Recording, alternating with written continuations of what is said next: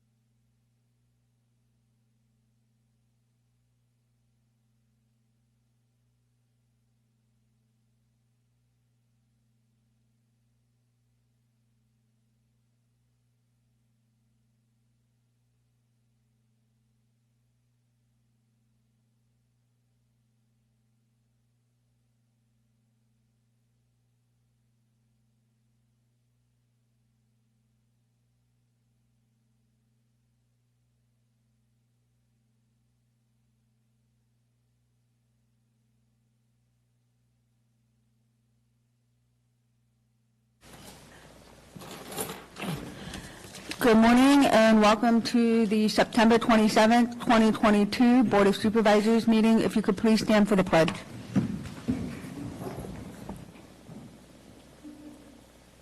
Pledge allegiance to the flag of the United States of America and to the republic for which it stands, one nation, under God, indivisible, with liberty and justice for all.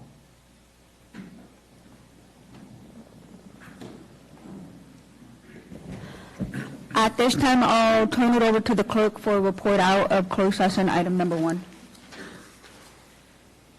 Closed session report out for today, September 27th. Item 1, pursuant to Government Code 54956.9D1, Conference of Legal Counsel, re-existing litigation, Payne versus County of Calaveras, USDC Eastern District of California, case number 117CB00906. Board action, no reportable action taken. Thank you. At this time, we'll go to staff announcement. I believe Judy. Good morning, Judy. Good morning, Madam Chair, members of the board. Judy Hawkins, Human Resources and Risk Director. I just wanted to come before you today and remind you that we are having the Employee Health Fair on Thursday. When we originally started planning this, it was 5-6 months out, and all of a sudden it is here. And so Thursday, out front, from 10 to 3, we have many of our county departments, many departments that are here today, will be participating. And so we will have members from Animal Services, Public Health, Mental Health, Behavioral Health, IT, Library, Victim Services, Elections, Safety, Veteran Services, and our Calaveras Senior Provider Network, as well as all of our benefit providers. So this is, we're excited to bring this information to you. And once again, Thursday, out front, 10 to 3.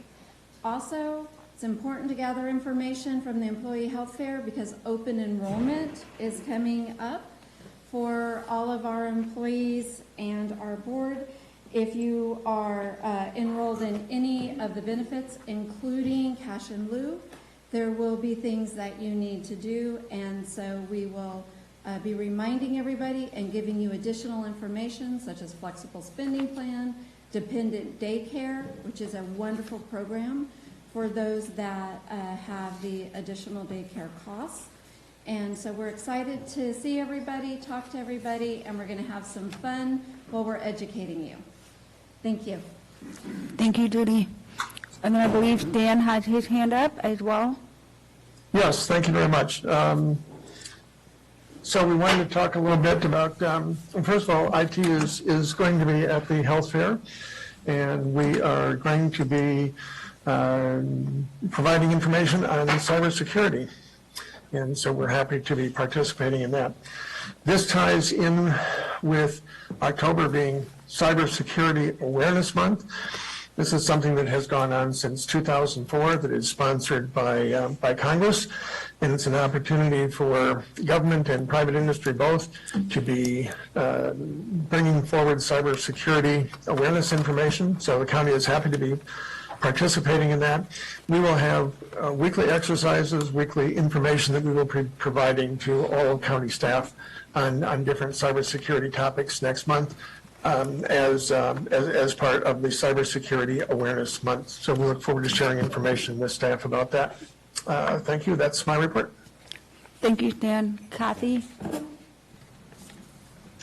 Good morning, Chair Follendorf, Honorable Board. Happy Tuesday.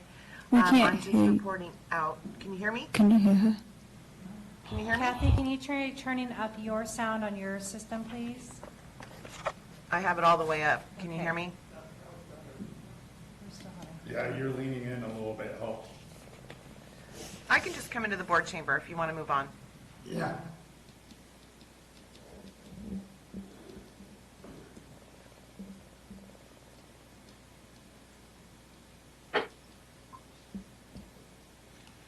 What did she say? Okay. Are there any other staff members online that wishes to comment? No? Okay, and in the room, we got everybody? Yeah. We'll wait a couple.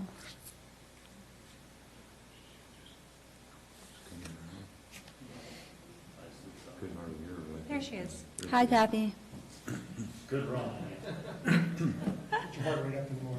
Pretty quick, huh? Good morning, Chair Follendorf, Honorable Board, Kathy Galino, Economic and Community Development Director. Exciting news. I think you all saw the press release where the Small Business Grant Program has reopened, started on Monday. I've actually got 3 applications already that I'm looking at. There's about $94,000 left. So it's for businesses that were impacted from the COVID pandemic. It's a community development block grant that we're using to help our businesses in increments of $15,000, $30,000, and $50,000. So send them my way. Any questions? Awesome. Good. Have a Thank good day. you. Thank you, Kathy. Thank you, Kathy. Okay, one last, are there any other hands up on Zoom that I don't see? There is no other staff announcements online. Okay, perfect. Let's see. Okay, with that, seeing no other staff announcements in the room, we'll move on to item number 3, and I'll have the clerk read out. Item number 3, proclamation, Behavioral Health Services Substance Abuse Program. Adopt a proclamation honoring Bryant Wilson for over 20 years of service to the residents of Calaveras County and the Health and Human Services Agency Behavioral Health Division. Corey, do you want to come up, or, yeah? Hi, good morning. Today we wanted to just give our special thanks to Bryant for his 20 years of service. He's provided a numerous amount of community members in our area, and we don't know what we would do without you. We thank you for the service you've provided, not just in behavioral health, but he also participates in the community and continues to give everything that he's learned through the life that he led prior to coming here. And we appreciate having you, and I look forward to seeing all the things you enjoy in retirement. Thank you.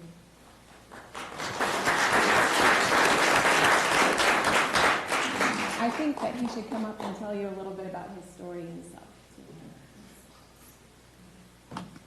Good morning, Madam Chair and the rest of the board. My name is Bryant Wilson, and I am in recovery and was able to find a home here. 20 years ago, I met Jeannie Boyce, and you know how you do the job application thing. And I've had some extensive criminal history in my youth, and I always figured I was going to work in a church or a nonprofit or someplace like that. She said, well, we'll give you a chance. As long as everything that you say is true and there's nothing more to find out, that we'll give you a try. And in fact, behavioral health was in our admin building that we're in now. So it was, 5 or 6 counselors in a portable building, which was enough anyway. So learned how to do group, learned how to do DUI, learned how to work with a bureaucracy within it, or a therapeutic community within a bureaucracy. I learned a lot in the beginning. In 2008, I wanted to become licensed. And so our district attorney helped me do a certificate of rehabilitation with the state of California. And continuing my education in 2011, I became a licensed advanced alcohol drug counselor with the state. And I've had benefits of like Supervisor Callaway and Supervisor Tofanelli, who have talked to me about what we can do to help in the community and how we can work with the addicted population. And along in that, I really made it my life's work to understand how driving under the influence affects people. and how it affects our community. And so Calaveras County has made my life rich, and more ways than one. So I just want to say thank you all. Thank you to my supervisors and my friends at work. I really didn't know anything about this, so I was very surprised. So thank you very much.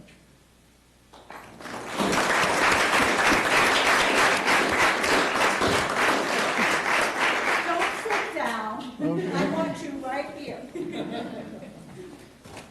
guess this comes this way. Somebody give her a microphone.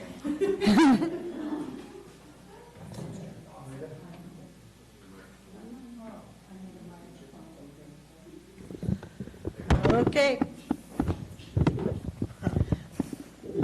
I asked to make this presentation to Brian because he's taught me a lot.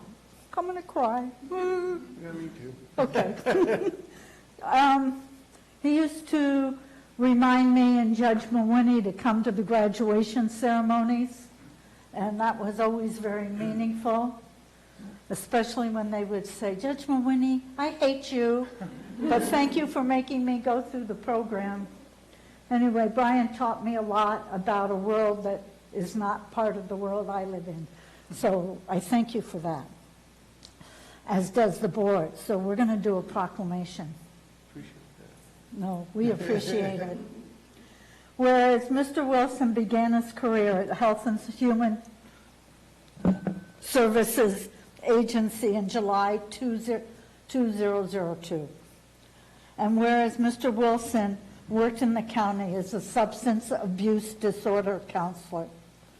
You should come talk to the board. We're sometimes in disorder. And whereas Mr. Wilson's been serving county residents through significant growth and change and has been an agent of change through all of the challenges. And whereas Mr. Wilson has provided exceptional work, commendable dedication to the residents of the county of Calaveras. And whereas Mr. Wilson's leadership, guidance, institutional knowledge of substance abuse disorders, can I just say SUDs? Okay. And driving under the influence, can I say DUIs? Yep. Okay. Regulations will be missed by our Health and Human Services staff. So I want it to be claimed that the Board of Supervisors has dedicated today in your honor, but I got to get a vote.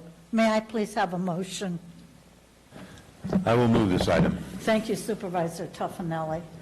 Do I have a second? Second. Thank you, Supervisor Follendorf. That we honor and recognize Brian Wilson for his many years of service. We express our appreciation to you for your loyalty and leadership to the County of Calaveras, and wish you much happiness and good health as you begin this new chapter of your life. You're welcome. But you got Do we need to vote? Can we just get a quick vote on the motion? You know, I always forget to take.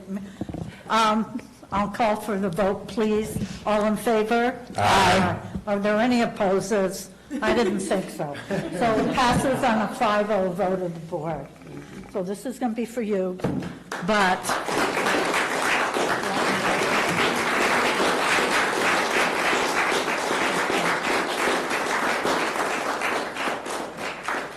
I believe in symbolism.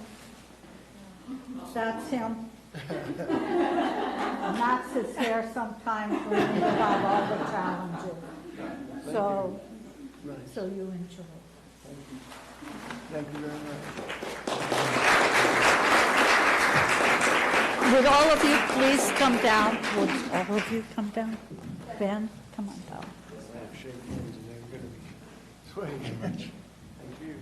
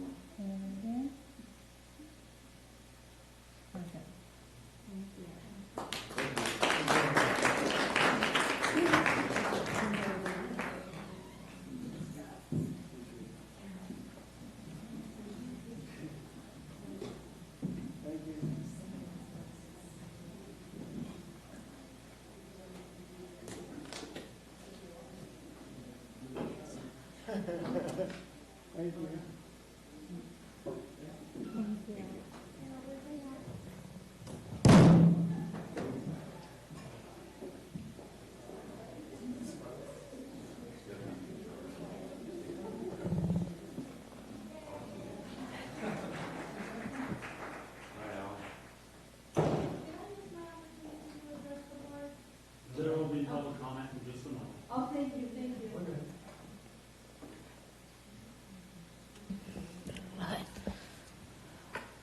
We're good? Okay. Hey, thank you, everyone, for that. Next, we'll move on to general public comment. This is any item of interest to the public that is within the subject matter jurisdiction of the board and is not posted on the consent or regular agendas may be addressed during the public comment period. California law prohibits the board from taking any action on any matter which is not posted on the agenda unless it's determined to be an emergency by the Board of Supervisors. If public comment is completed before the 30-minute allotted time period, the board may immediately move to the next order of business. If public comment is not completed during the allotted time period, it will continue as the last item of business in order to provide an opportunity for the remainder of comment to be heard. So with that, I am going to start with June. Are there any public comment for any item not on the consent or regular agenda? There is no online public comment, and just a reminder to the public, if you want to make an online public comment, you have to be logged into Zoom. Okay. Thank you, Stacy. Okay, so with no online comments, we will move to the board room. So are there any public comment in the board room?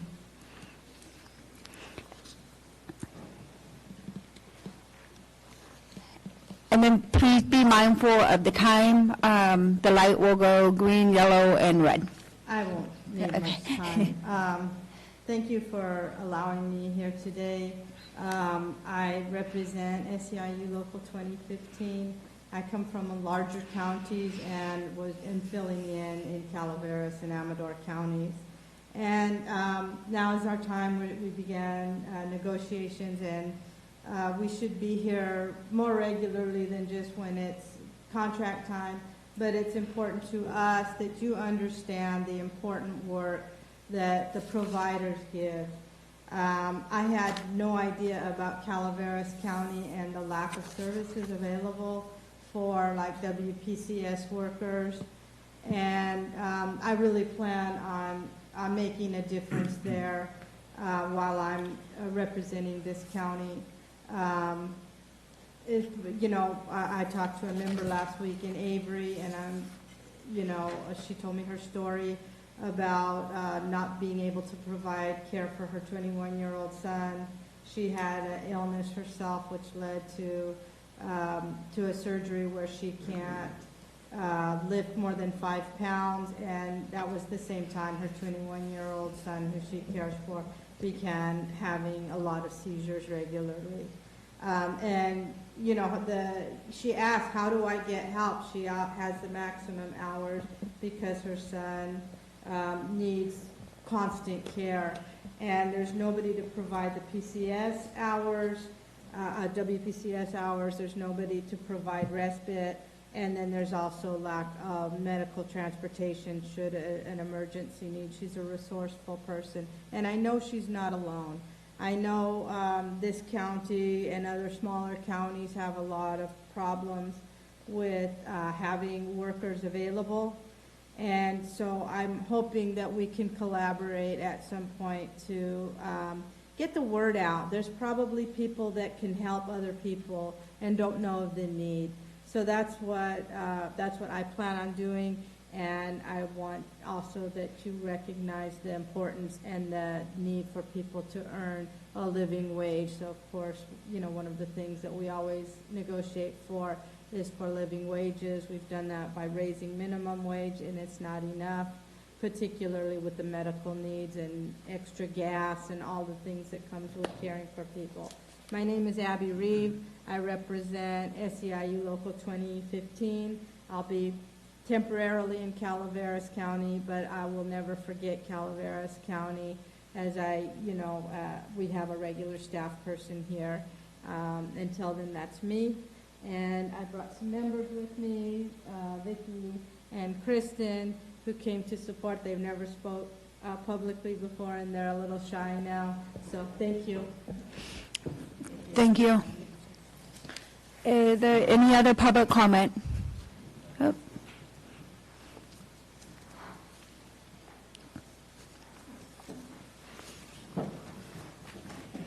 So Terry McBride, New California State Committee Chair and Senator. I have a copy of these for you folks, so you have it for your record. I hope that you put it in the record. We the people, you know, it's such a powerful statement. There's a reason the Constitution started with it. Many have forgotten about that. We the people vote folks in to represent us, not rule over us. We've been seeing a whole lot of ruling and not much representation over these years, unfortunately. So we, the people of the state of New California, notice to all Californians, this is our third declaration of truth. I really hope you guys will go on to our website and join our meetings every Sunday and Wednesday evening at 7 o'clock, because it's going to impact us, all of us here in this beautiful county of Calaveras, and in a very positive way. This is a declaration of lawlessness, violation of the United States Constitution, Article 4, Section 4, Clause 3, and on application of the legislature or the executive when the legislature cannot be convened against domestic violence. Apparently, Newsom is going into other states to advertise to be the governor of this state. Anyway, the state of California has failed to prevent the harm and domestic violence increased by the above stated invasion, which is in direct violation of the Constitution of the United States, Article 4, Section 4, that guarantees protection from domestic violence. Yet the legislature passes laws that openly permit and encourage acts of violence and lawlessness. We've even seen this in Calaveras, our beautiful little county. The post-anonymous governor opens prisons, releasing vicious criminals out onto the streets who murder and rape and steal. California is now a state in which there is widespread wrongdoing, disregard for rules and authority, and near the point of widespread anarchy. The state of California governor and the government officials working alongside leaders of foreign governments that are adverse to the United States of America facilitate and encourage the flood of illegal foreign nationals into California.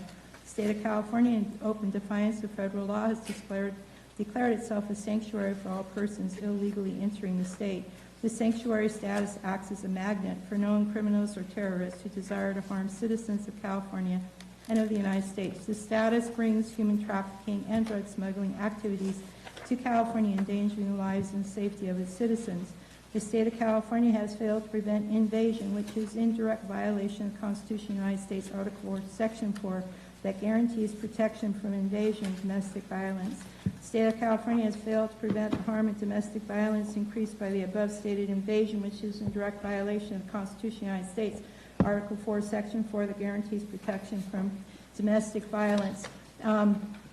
Again, folks, I'd love to meet with you. I can get Paul Preston down here so you can get your questions answered.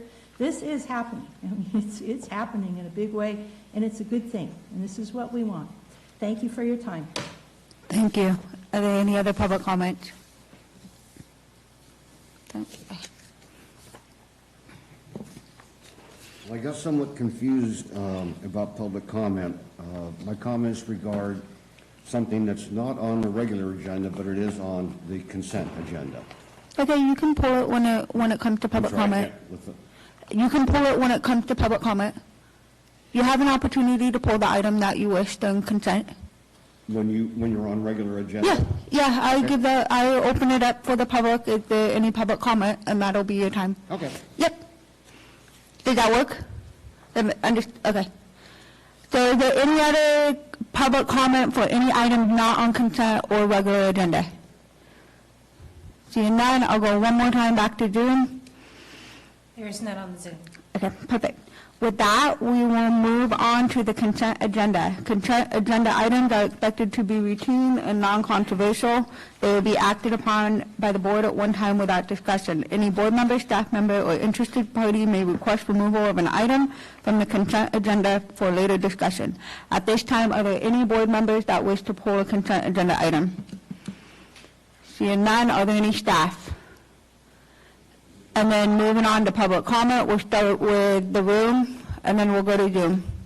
Okay, so is there any public comment on consent? You come on up to the mic.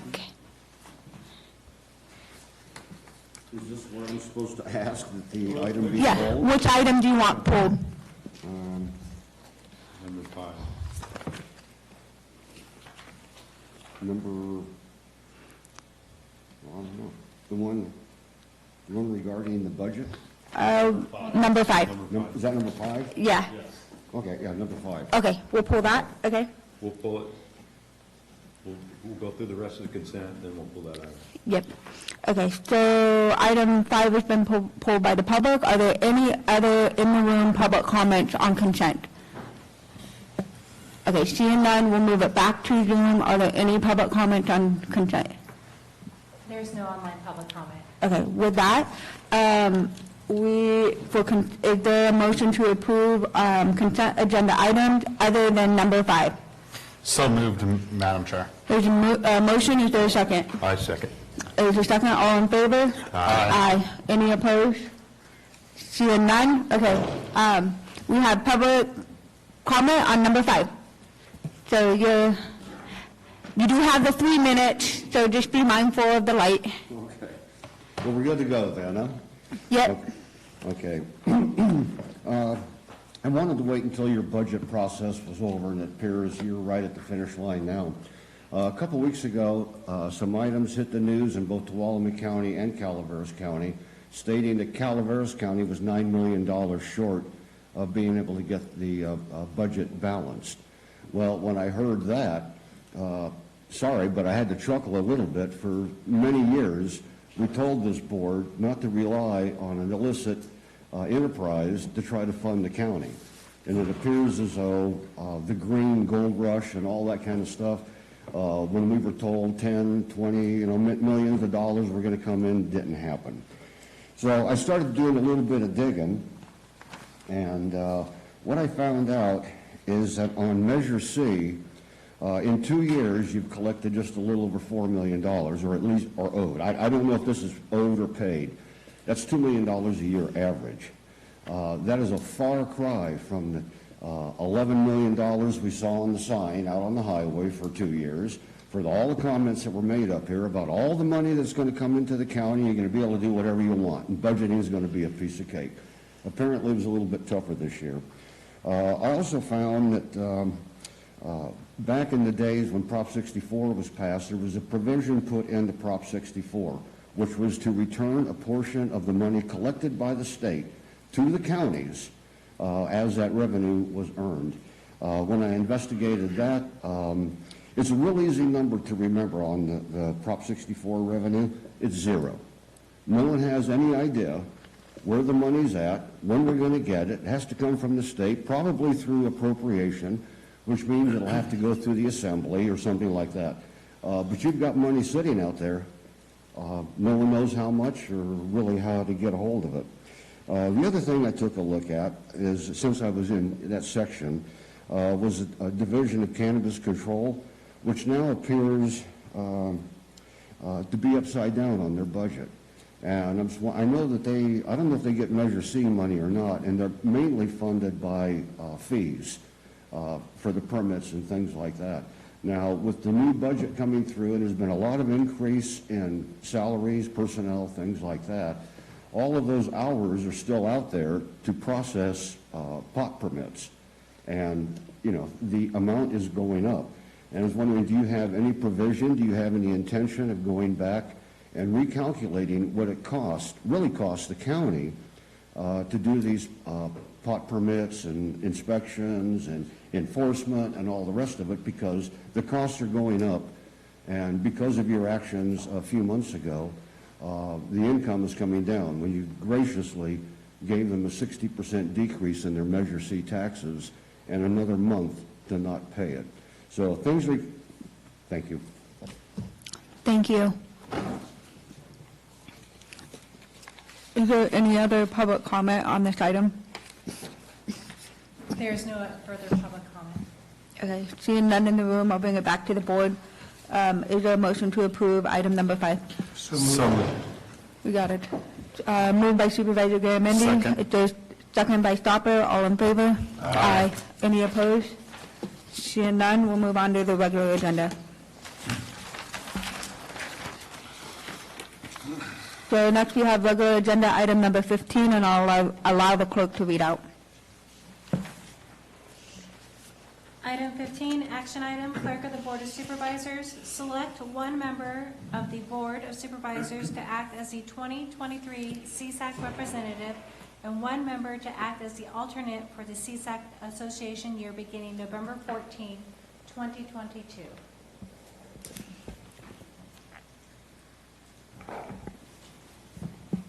Supervisor Stopper? I just would like to thank Ms. Callaway for the years that she's put in representing the county. I look forward to going this next CSAC with her, and I would like to express my interest moving into this next year of being the representative for Calaveras County when it comes to CSAC. Any other comment by the board? I would echo Ben's sentiments, and Marina has been CSAC rep for many, many years on the board, and she's done a good job. And thank you for your service, Marina. Thank you.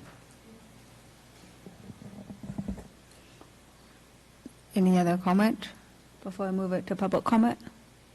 Jack? I'll jump in and thank Marita also, but we should probably ask us if anybody interested in being vice chair. And we could do this all. Alternate, excuse me. Thank you. Amanda? Amanda. Yes, ma'am. You can tell her in a moment when you may. How can you turn that down? I'm going to move it over to public comment. Is there any public comment on Zoom? There's no online public comment. Okay, is there any public comment in the room on this topic? So none, we'll bring it back to the board. Jack? I'd like to make a motion for Ben to be, for Supervisor Stopper to be our representative and Supervisor Fallendorf to be the alternate. And I will second that. Marito, second. Moved, second by Callaway. All those in favor? Aye. All those opposed? Again, thank you, Marita. It's, the time I spent with you I only have had 4 years, almost now, doing this, and I've been the alternate for you, and, you've represented the county well, and we appreciate your time. Thank you. Okay. With that, we'll move on to regular agenda item number 16. If the clerk could please read out, and then I believe we have Mr. Packinger. Item 16, resolution, Public Works, adopt a resolution authorizing the Department of Public Works to apply for funding through the 2022 Calaveras Council of Governments Call for Projects. Good morning, Robert. Good morning.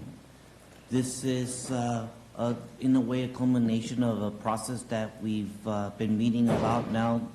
There's been a couple of the meetings that we've discussed with you, the projects. So these are the projects that we will be submitting applications for, and we'll see what happens with the Council of Governments.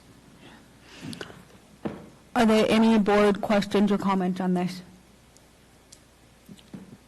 Stopper? So this is the call for projects to go through COG for Department of Transportation funding and other types of funding that comes down. For the most part, are you confident that you have the groundwork going so we can be as successful with all these going forward? There's a few that are pretty far along in the pipeline, and there are some projects in here that are planning projects. We'll get those things started. So yes, we should be able to deliver these.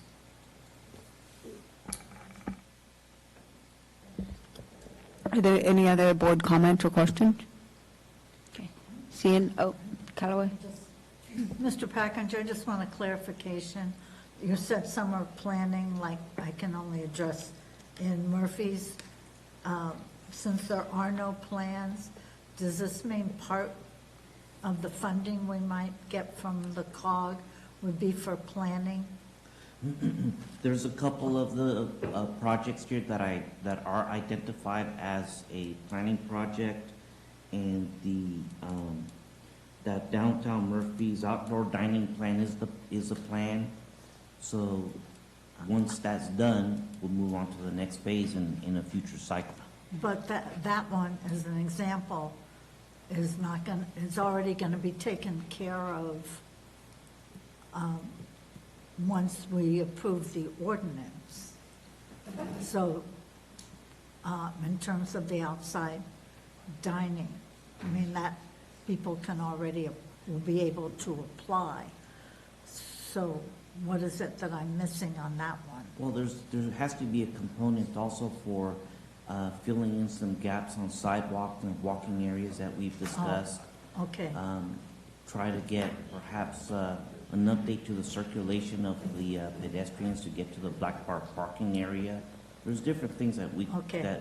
that we were hoping to Just look at. wasn't clear. Okay, thank you. Are there any other questions?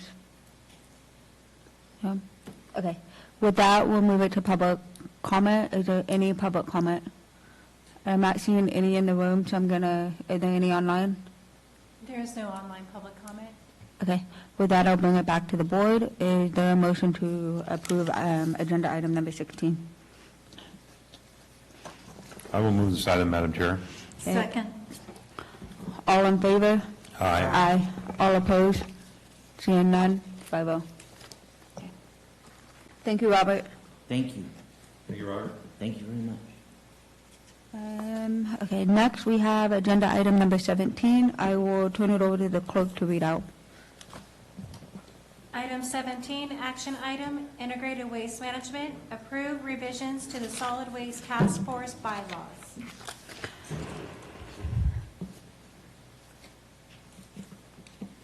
Jennifer, good morning.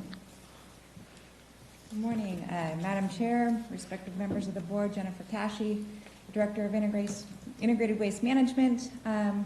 Here today is the item that we discussed on September 13th, 2022, which is the bylaws for the Solid Waste Task Force. We amended, in conjunction with County Council, Integrated Waste Management, amended the bylaws to reflect your requests made on the 13th, which included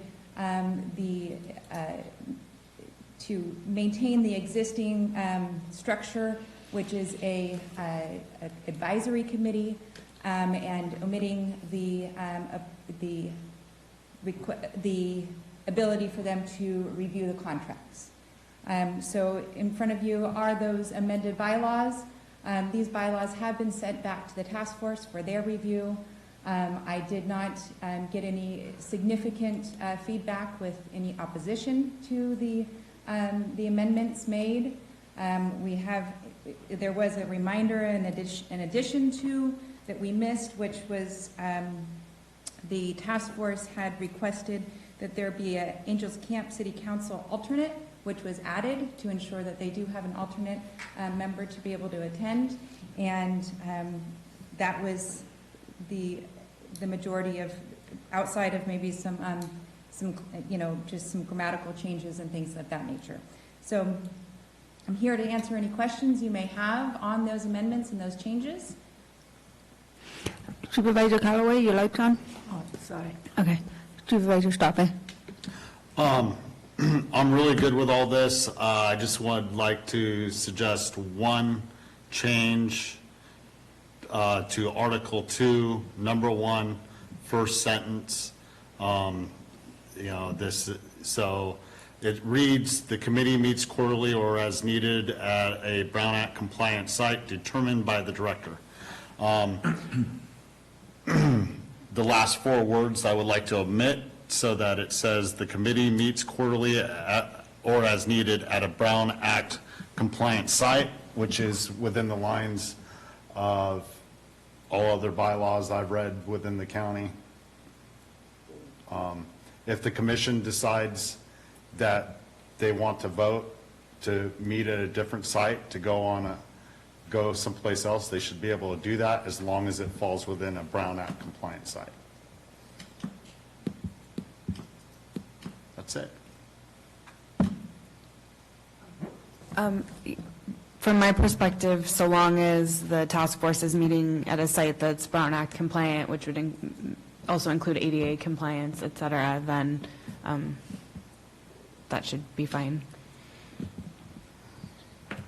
That's, everything else looks good here. I appreciate the work that Ms.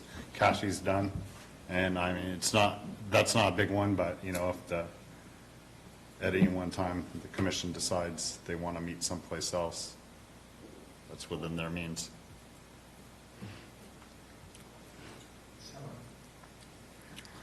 Are you okay with that? Yes, I'm okay with that. Okay. Yes.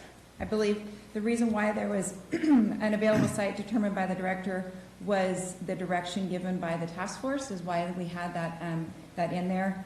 So I do have both revisions in front of me that was recommended by the task force. So that is the reasoning we had that in there.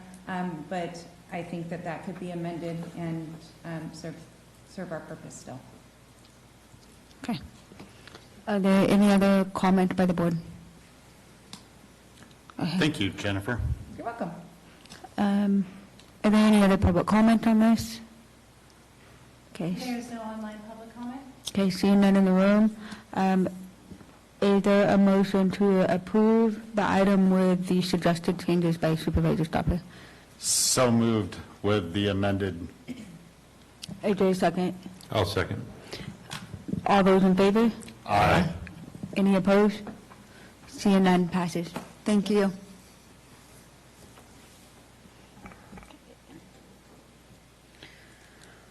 Okay, next, Doug, are you going to set up at the computer? Yes. Okay. Do you want a 5-minute break to let you set up? Yeah, that'd be great, thank you. Okay, so let's take a 5-minute break to allow him to set up.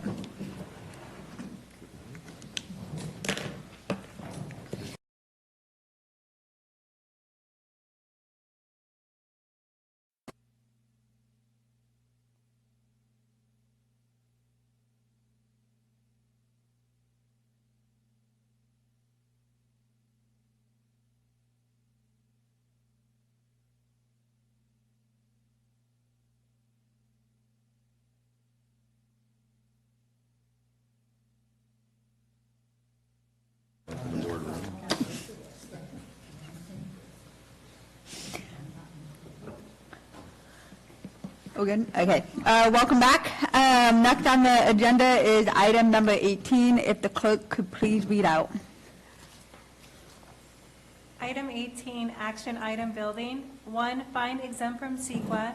2, introduce and waive the first reading of ordinance repealing Chapter 8.10 Fire and Life Safety Chapter of Calaveras County Code and adopting Chapter 8.10 Calaveras County Addressing Code of the Calaveras County Code. 3, authorize the summary publication of the ordinance. Thank you. At this time, I turn it over to Mr. Oliver. Good morning. Good morning, Madam Chair, members of the board. Doug Oliver, Chief Building Official. I'm going to go ahead and post up this presentation right now. What I bring before you is what I hope to be the end of a 20-year saga regarding our addressing standards. This presentation that I have is very brief. I apologize for putting on the agenda that was going to take 2 hours, but I anticipated some robust discussion given the history of the situation. Let me get this turned on for you here and we'll get started. Okay, just a brief history on this. We did have an ordinance on the books in 1970 for our county addressing standards.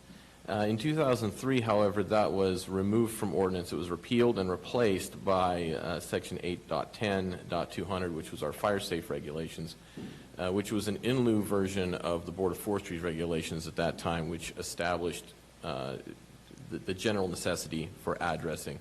You'll also find that the addressing standards are a requirement of the fire code. That's been around since there's been a fire code.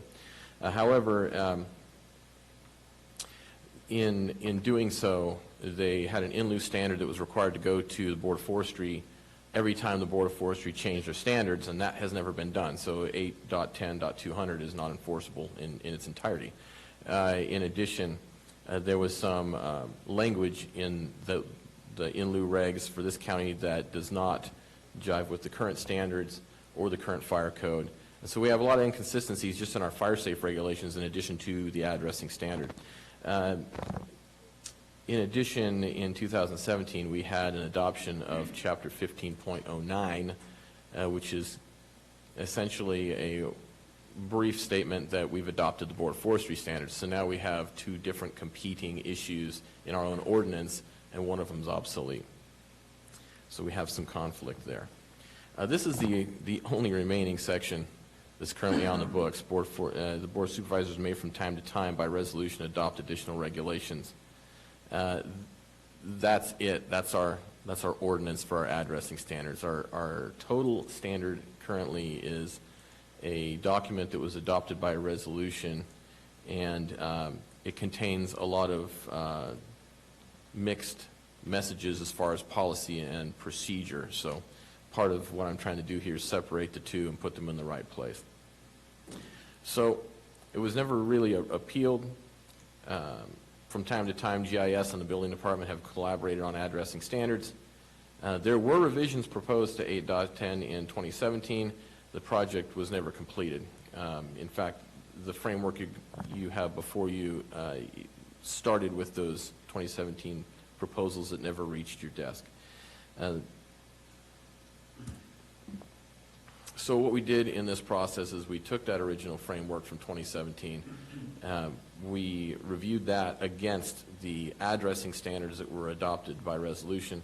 We collaborated with the Sheriff's Office, with our GIS, and with the fire districts of the county, and came up with something that everyone could agree on before we brought it forward. So in the focus group, we identified some significant issues that needed to be addressed.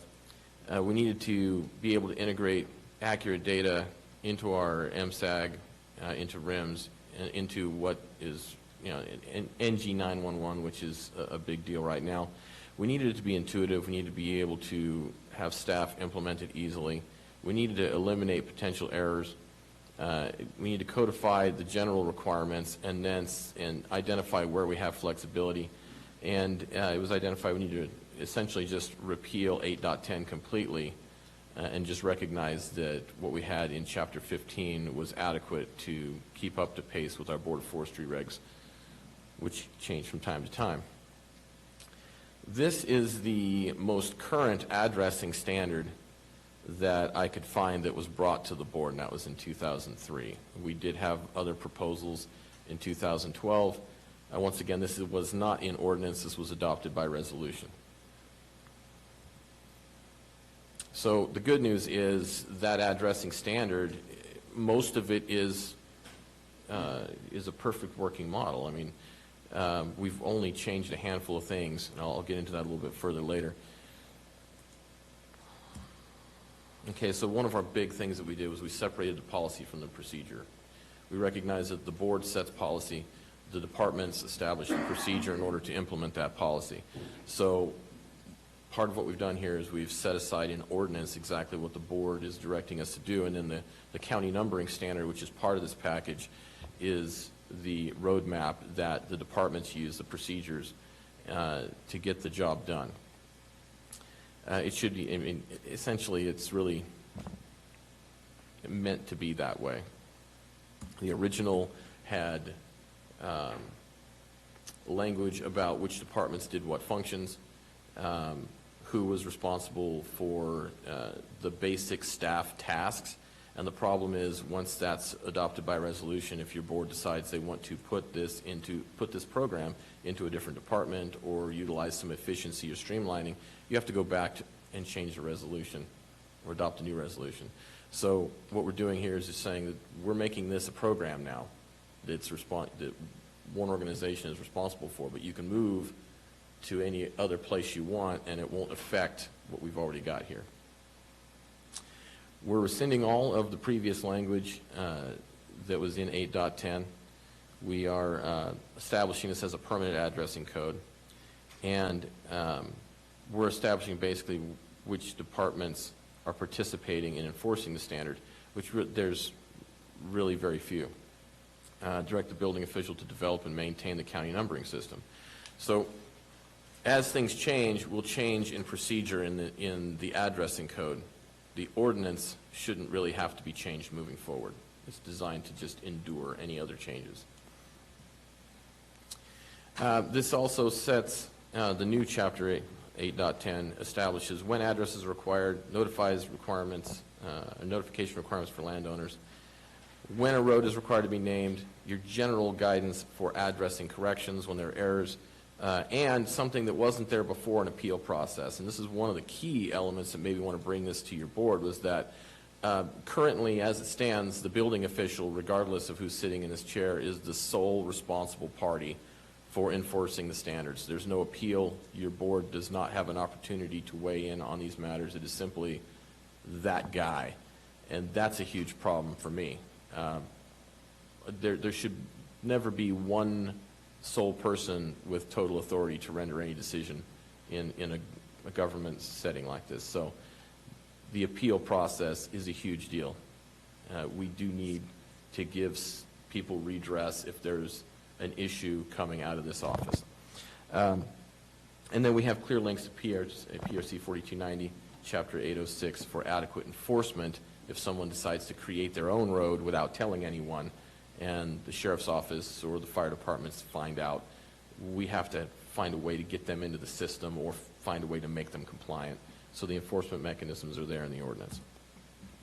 Now, one thing that we do have, which is kind of a late addition that we would like to recommend get added to this, is that currently we do have, on occasion, civil issues between owners over the validity of easements for access.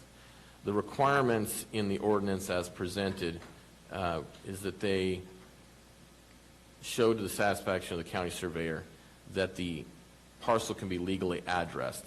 So if you have a parcel that's landlocked, they have to show that they've acquired an easement through the neighboring property so that we can issue entitlements and that sort of thing. So the addressing is a key component of that. We've run into issues where on occasion there is a neighbor dispute after one entity has identified, here's my surveyor saying that I have access. The process is a little clunky. It involves an extra department, and in short, they expect that the county is going to mediate this for them.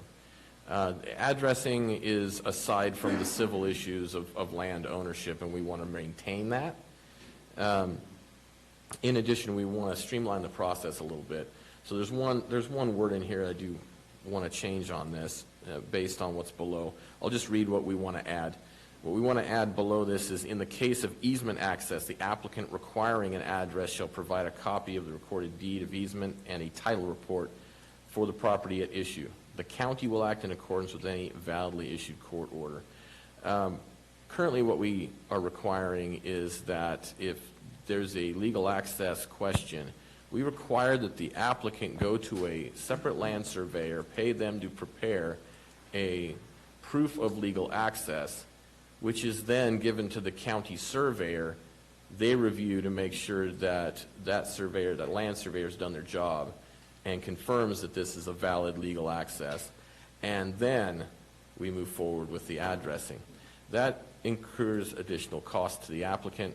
That also drags the process down for establishing an address. In this environment, facilitating construction is a big deal. So this is added time and added cost.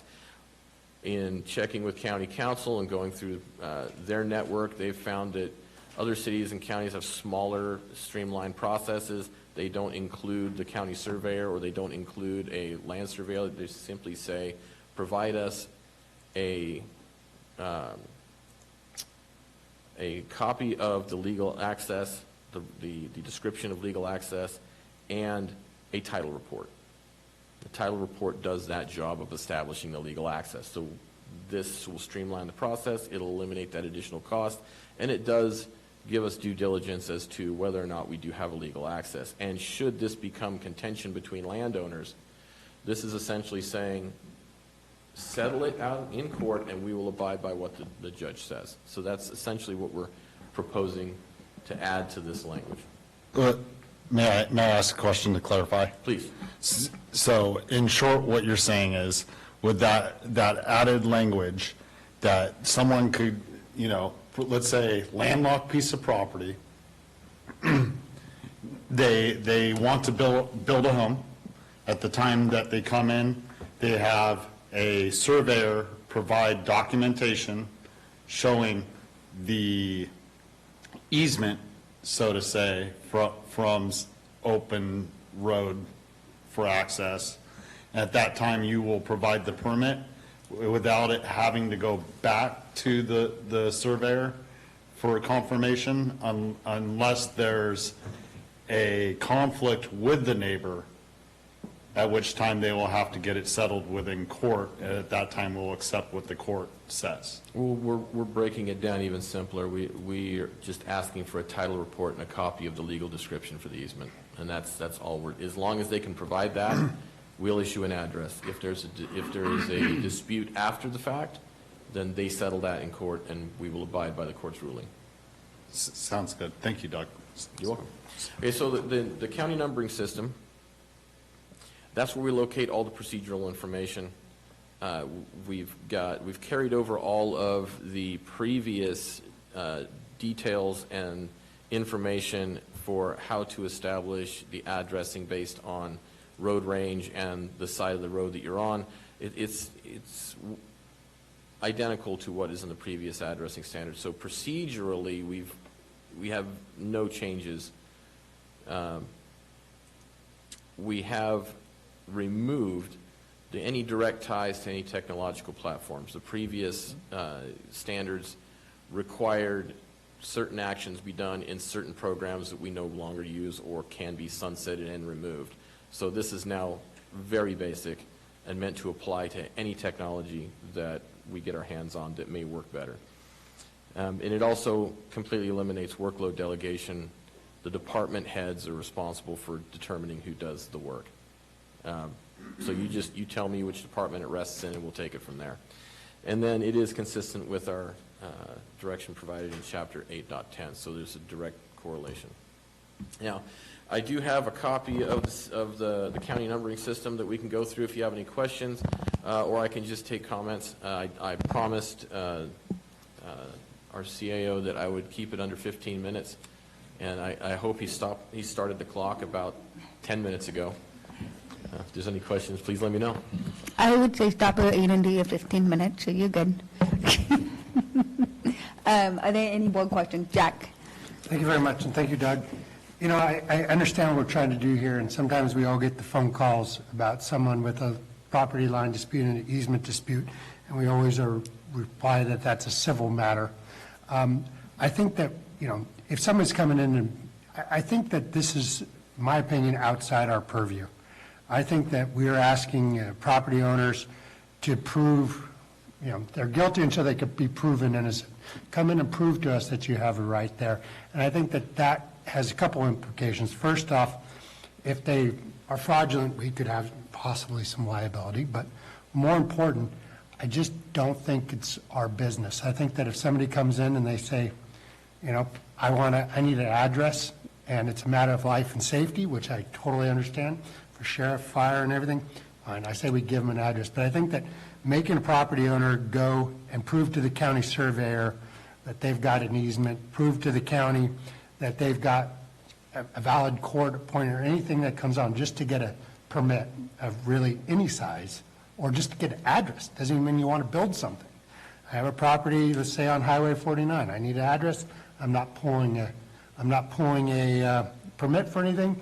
You'll make me go and prove that I have an access, and get the surveyor also. So it makes the process longer, more cumbersome. I'm not really sure what we get out of it, except a lot of hassle. So you talked me out of this, but I would just say get rid of it all. I think I have a solution to this, because it was one thing that I forgot to mention that could solve this, is that I think there's confusion in that item B, that it says to the satisfaction of the county surveyor. If we're eliminating the land surveyor's report, then we don't have to route it to the county surveyor. So we could just change that language to read to the satisfaction of the building official who is in charge of the program. That may eliminate the whole thing, because now we're completely eliminating that step. What if you're not building anything? Someone just wants an address. I'm sorry. But if somebody's not building something, they just want an address, what's the building official, other than give me an address, have to do with the property? The only purpose in this process is making sure that we have an accurate egress and ingress for fire safety. So our process, we try to slim this down to a site plan showing where the driveway is intersecting, and then assign the address based on the road range.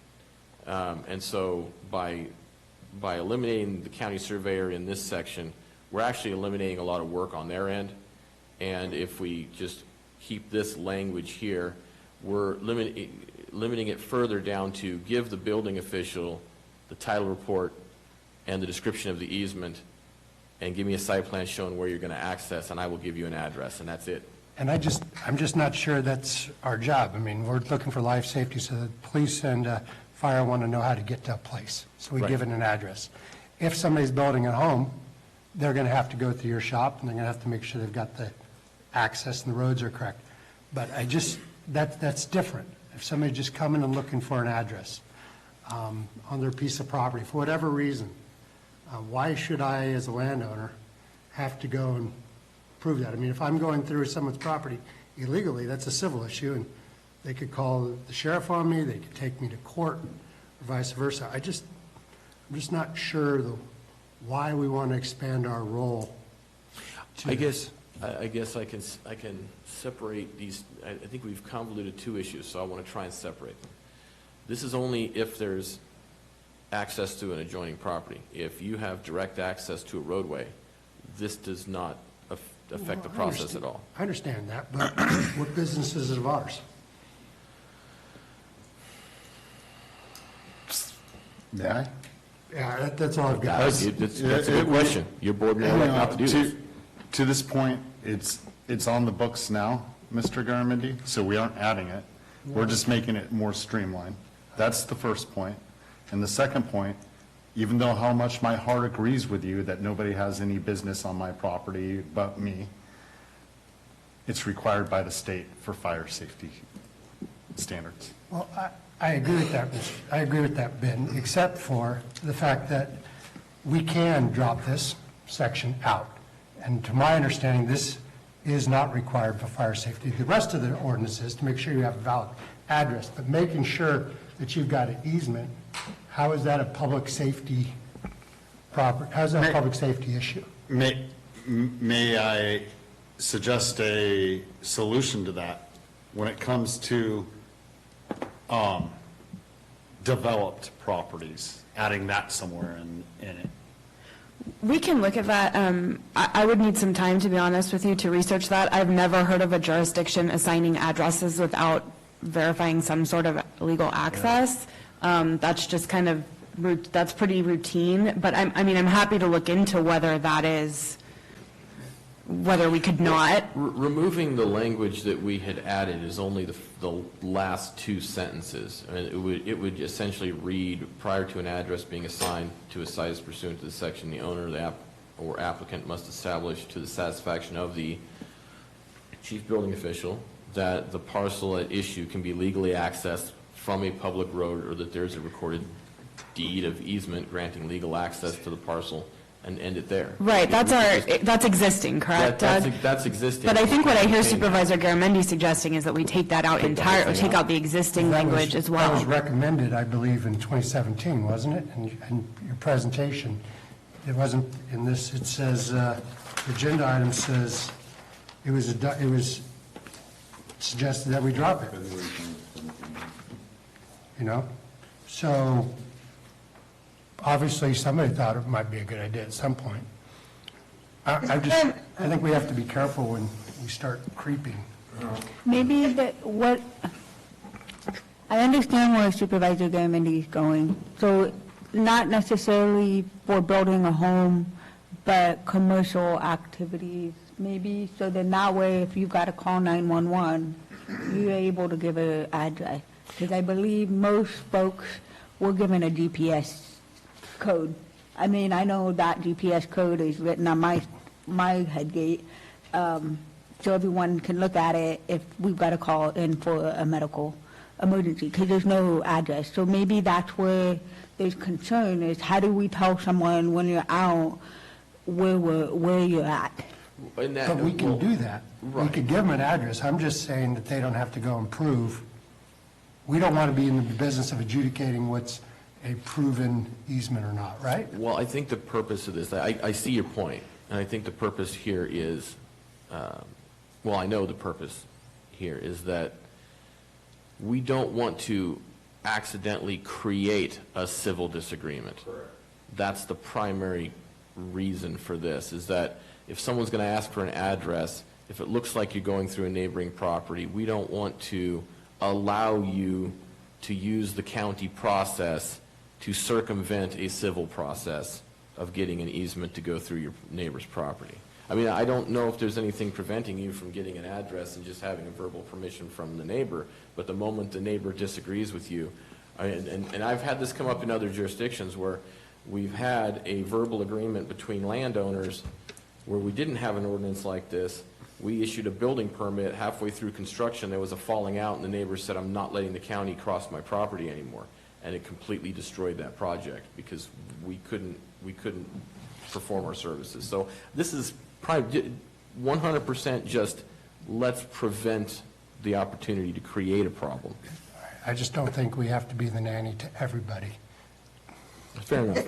If I may add something, because as I understand Supervisor Garamendi, this is Julie Moss-Lewis, Deputy County Counsel. I think what Supervisor Garamendi is saying is just to give an address shouldn't require this much. I don't think Supervisor Garamendi is suggesting that in order to develop a property, we shouldn't require legal access. The thing is, if I am not sure that we say anywhere else in county code that legal access is required other than here. So I think that we might be depending on this ordinance in order to ensure that there is legal access for development. Which doesn't mean we couldn't put it somewhere else, but that's going to require bigger changes. But there's the point that Mr. Garamendi has. I think the breaking line on it, and to Mr. Oliver's example, is whether the said property with an address is being developed or not.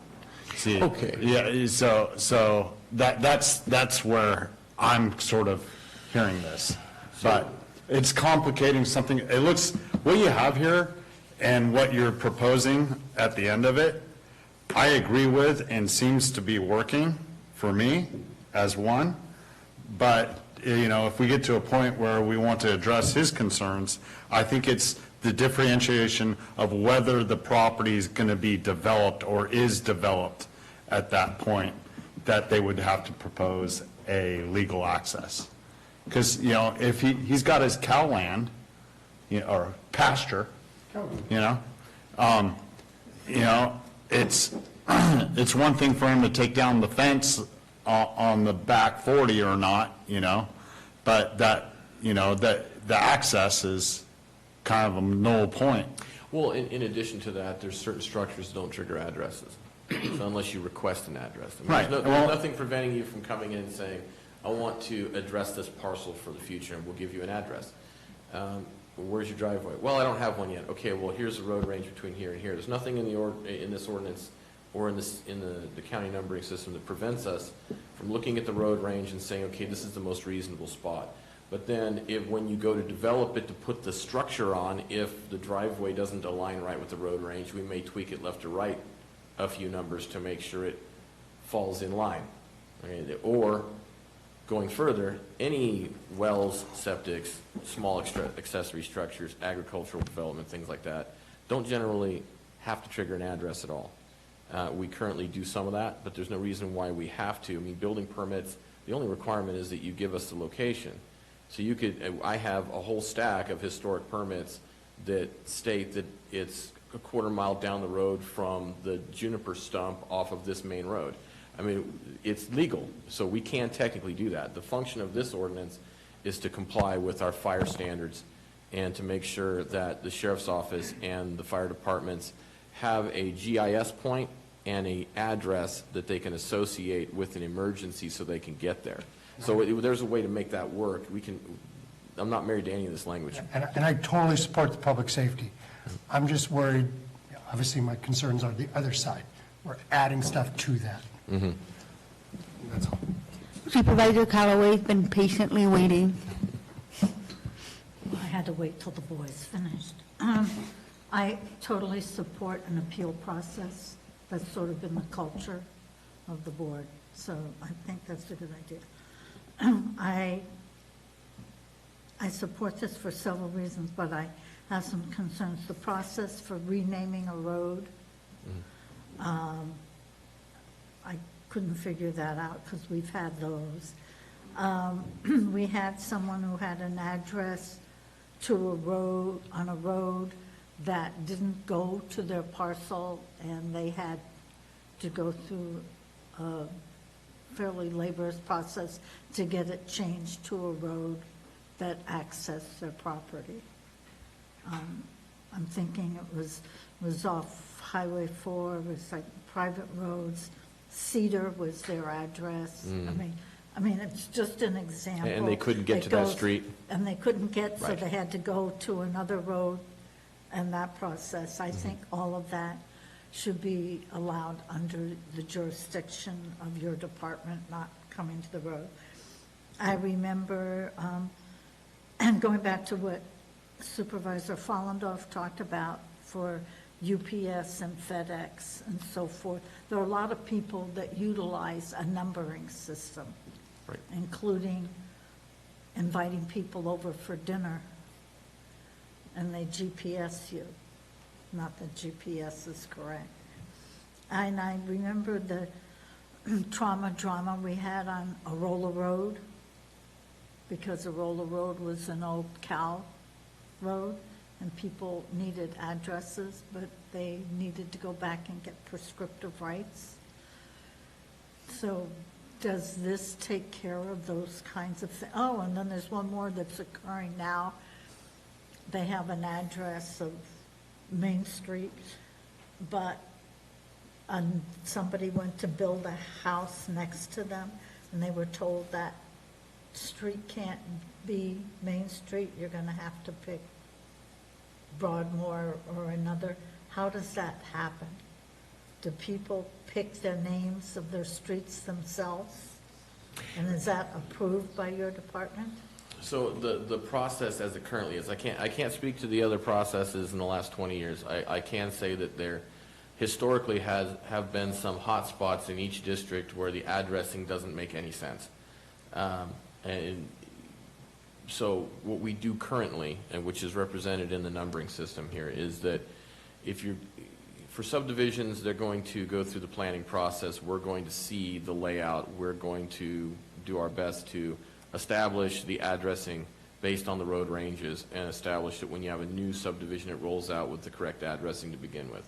When we're looking at the older projects, we go directly off the site plan for that development. So wherever they put their driveway, wherever that connects to the public road, that's the road name that we're going to use, and then we assign the address number based on the road range where their driveway intersects that main road.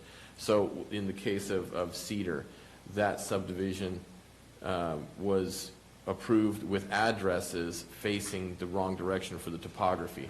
When the homes were built under separate permits, for some reason, they didn't recognize that the driveways changed and faced off another street. So we have a bunch of Cedar Road addresses, as an example. I'm not sure if Cedar's the right address, or the right road name, but we have a handful of those where it says this road, but their driveway connects to this road, and then they go to get an accessory dwelling unit, and we have to provide an address, and now we have an inconsistency.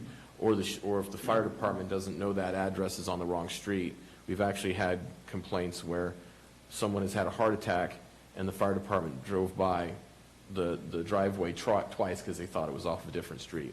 So this numbering system does allow you the flexibility to recognize direction based on driveways, just like we're doing now, but it also gives you the flexibility if we have someone come in and get an address and the correct address is out of sequence with everybody else because those addresses are old and out of sequence. It gives us the opportunity to look at it constructively and cause the least amount of impact to the neighborhood and work with the fire department, work with that district and say, okay, does this work for you guys? So it does give us flexibility. It does give us the ability to correct these errors as we find them. Without getting into the nuts and bolts of it, we've got you covered. All right, I'm going to try one more time, if that's all right, Madam Chair. So, let's see if I can find enough votes here. So, walk me through this. My grandmother who's passed away, so it's a safe one to go with, may live on a piece of property that we all know how these property lots in Calaveras are fractured from our mining history. So, she lives on a house that was built in the 1920s that is over five different separate lots to get there. It might only be a quarter-mile driveway, but that's the way it sets up. We decide that Grandma needs an address for fire and safety. We can all agree that's a good thing. We send Grandma down, and she goes into building department and says, I need an address. Is she going to have to prove that she has an easement to cross each of those lots? And then, assuming that it may not be in the original deed, but might have been happening for the last 120 years. Is she going to have to go to court and get a prescriptive easement? How would we handle that type of situation? That depends. If the family or the family trust owns all those parcels, you don't deed an easement to yourself, so no questions. If there's a neighboring parcel that they're going through, if I can establish that house has been there for 100 years, to the satisfaction of the building official, I know that they have access. So I don't necessarily, if we adopt it the way it is here, we can get a record, we can get the record of survey, or I'm sorry, the legal description of the easement from the recorder's office. We can get the title report if it's ever changed hands. But there's opportunity in here. And also, if there's a disagreement where I require something that you don't think is appropriate, you can take it to the board and have them hear it. And your board could decide that, don't ask for that again, Doug. My next question is, if you come in, a lot of these easements in this county are very old, and some of them are not specific. Yes. I mean, they're very vague. So what kind of liability does the county take if we're asking you and the county surveyor to adjudicate what is a valid easement and what might be a little gray? May I answer I'm that? going to defer to the attorneys on that. Yeah, if I may, Supervisor Garamendi, we've actually just, recently had a situation like that, and I think, we've looked into it, and we don't believe that issuing an address is issuing any property rights, and we don't want, and I think some of the language we're proposing here makes it clear to the public that we're not adjudicating final property rights. We just need to be satisfied that the location that the address is being given to. I think for new development, we are concerned that there's legal access to the new development. I think your concern with the person who's been there forever on a house that probably already has an address, it just might not be the correct address. We could separate the legal access proof requirement for those who just need address correction. Instead of requiring legal access for correcting address, we can change this so that it only is required for when it's being assigned to new development. A question on Jack, sorry, Marita, to piggyback off of Jack, what about, is there, because of the age of so many areas in this county, some kind of a grandfathered process as well? I think I have a solution to this, because I understand, I think I know where you're going with this. Okay. Huh? Okay, go. Just one other thing before you answer that, in relation to that, to what Julie just said. A lot of these don't have addresses, the older ones, because they have P.O. boxes, and there was no mail delivered to them for years and years and years and years. So they're out there, and they have a what they consider grandfathered in easement out to their property and to their home, and how do we get around that? Because if there's a fire out there, and the fire department doesn't know where to go because they don't have an address, they simply have a P.O. box number. So I'm picking up, I put the pieces together here. I think I got a solution. If we were to modify B just to say, prior to an address being assigned to a site as pursuant to this section, the owner or applicant must establish to the satisfaction of the building official that the parcel at issue can be legally accessed from a public road, period. That way, if there is confusion, we can say, get the recorded deed, or get the recorded description, get the title report, but on something that is so patently obvious that it's existed and you have access, we have the ability to take the risk and say, I'm not going to make this 90-year-old woman find something that doesn't exist in history. We're just going to give the address out. I think doing that eliminates the issue but still preserves a process. Does that work? So if, taking Jack's example, if he sold one of those parcels, or the family did, to Mr. Segala, and then we go down the road and now we want an address for Grandma, we're saying that because that house has been there for 100 years, that they can legally cross my property, Mr. Segala's property? That's part of the civil issue of a home sale, that if there's a lack of access, that's found by the title company, and there's generally a process for acquiring that legal access. So that's completely aside from our process. So if you sold Al that property, I would certainly think in his deed, since you're selling it to him, that it would be registered in his deed that he has legal access to an easement through your property before he bought that property. And so he has a legal deed stating he has that authority to cross that property. I would also recommend that he waits for the interest rates to drop. Yeah, unless he pays cash. So one suggestion that I think I'm sorry, Julie. I just was trying to offer another solution, which would be in 810-150A, under address correction, under that paragraph that says when the building official determines that an existing address does not conform to the CNS, he can assign a new one. We could just say 810-120B does not apply to this chapter. That could work. Or to this section. Yeah, that would address the issue of if we've got older properties that maybe need a fix to their addresses as opposed to establishing an address for the first time. Is that palatable to you, Mr. Garamendi? Well, I'd have to take a look at it, but to what Doug said, sorry, I'd have to take a look at it, but to what Doug said, I think when you said legally accessible, we're life and safety. If there's a fire or an accident, fire department's going to get through that property. So I do think it's important that there is roads cited so they could get there, but I've never seen the fire department ask for whether you have a legal easement when crossing someone's property. They have the universal gate openers. You can get through pretty easy. So I don't know. My concern is bigger than wordsmithing on this. My concern is that we're in business that's not our business. I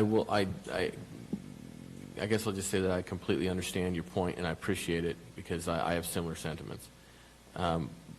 Since I've taken this office and I was informed that I was also in charge of addressing, by the way, that would have caused me to pause a moment.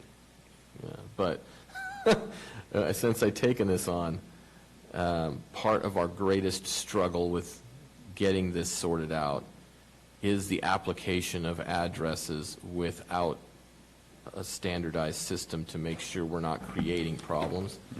And this is a function of trying to straighten out the wrinkles. GIS and I have spent many hours, staff has spent many hours looking at what happens when you don't prove out the access is going the right direction or that it's legal. But that's not to say we can't take it out. It makes things a little dicier when you're trying to hold the line on someone getting an address in a manner that allows, you know, fire authorities or even the Amazon delivery person access to that location. I mean, I get it. I mean, paring it down to one sentence may do it. Putting in the language that this in no way affects the reassignment of addresses. We have a couple different options here. I mean, what is the pleasure of your board, I guess is the question. Ben? Go ahead, Ms. Callaway. This goes back to Ray, when we set up, we had an employee that was just dealing with addresses. And again, I hear what Jack's saying, but somebody has to do it. Somebody has to be responsible for this. We can't have different entities doing it. And if I remember correctly, you don't get a final until you have an address. Is that correct? Your address has to be posted? Yeah, we typically don't issue a permit for an occupiable structure without an address assigned. We don't final a permit if it's not posted in compliance with fire code. So it still falls back on us. And we say, well, we shouldn't be doing it. Well, is who should be doing it? I mean, let each of the 9 fire districts in Calaveras do it. That's not very productive. I think if nothing else, it comes to us by default, whether we like it or not. And this is, I kind of think the changes that Doug's made are not going to answer every single scenario that comes up, but it does get the bulk of them. And we're just doing the policy. He's going to implement it, and as things come up, his department will have to address that. So I think that for no other reason that it needs to rest with us, and with the changes made, that we should approve this. Ben?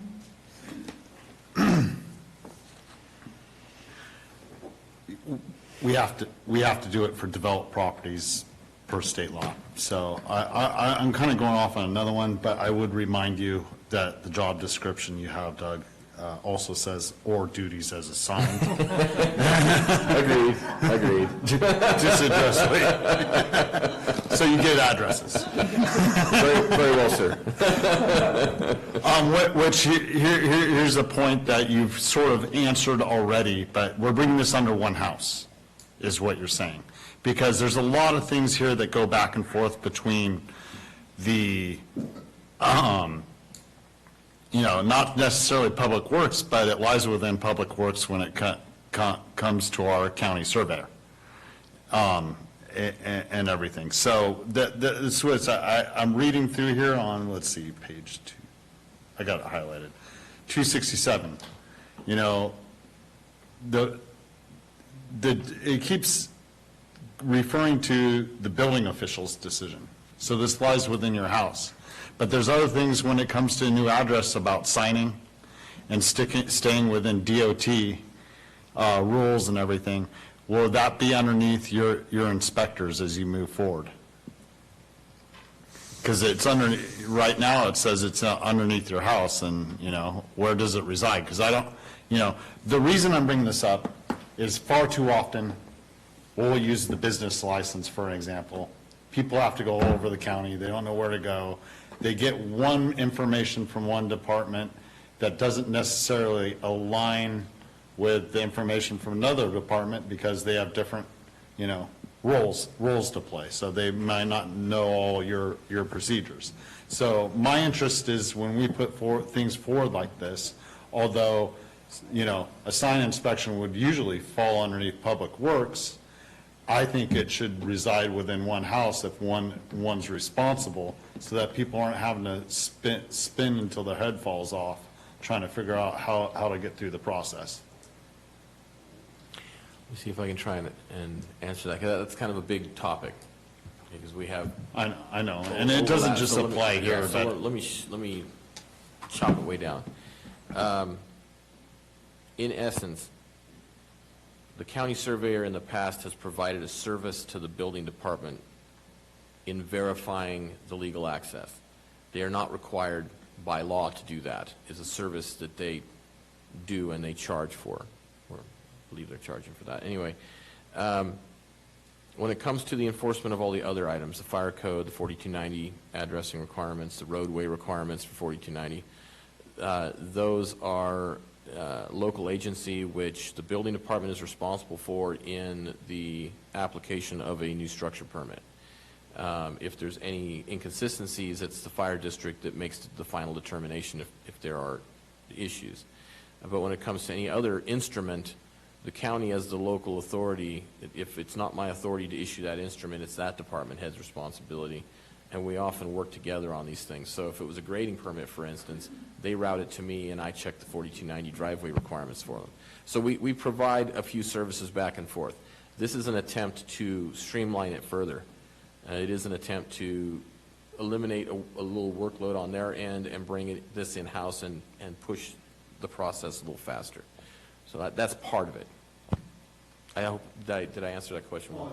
Yeah, no, it's a broader question that I have that can't be 100% addressed at this time just because of the work. Thank you, Supervisor Toffenelli. So yes, for the most part, yes, you did answer my question. I appreciate you working to streamline the process and, bring more inside the house. I just, as we move forward, we'll want to possibly look at doing that on a larger scale, and that may affect this down the road. I think this is generally written in a way, for the most part, where it won't affect the policy or the ordinance here, so that needs to be changed, though. All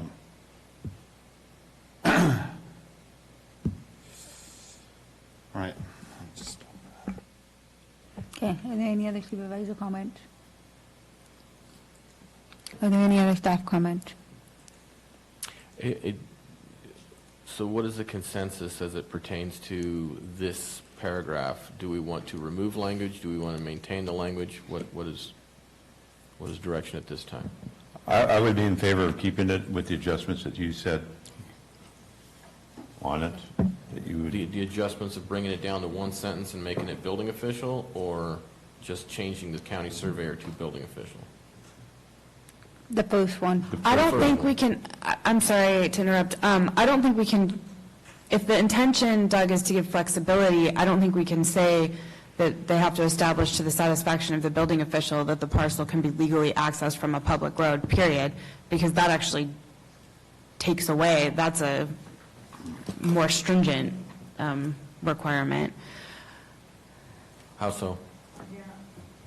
Because the way you have it right now, the way it's being presented essentially gives multiple different avenues for establishing to your satisfaction or to the surveyor's satisfaction that there's legal access. Either you can legally access it from a public road or show us an easement, a legally established easement. If you ended the sentence after public road, you've only given them one option. You have to show legal access off of a public road.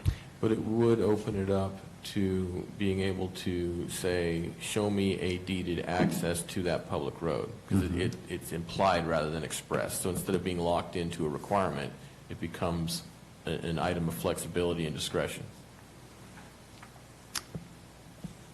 I suppose you could interpret it that way. To me, it looks like you're decreasing flexibility, but How would you, so how would you leave it the way it is? Legally defend? I think in terms of, I think the way it reads right now, gives the building official parameters that you have to have legal access from a public road, or that you have, a recorded easement from a public road. So yes, I would recommend that, if that's what a majority of the board wants to do. I understand it's not what Supervisor Garamendi is looking to see, but I would recommend the language presented if that's the intention. I have another item. Again, what page is that in, so I can read it? Or 120B. And Doug, actually, there was a change to what's in the packet. So I believe what Doug had up on the screen was the more current version. What's up on the PowerPoint right now, excuse me. There.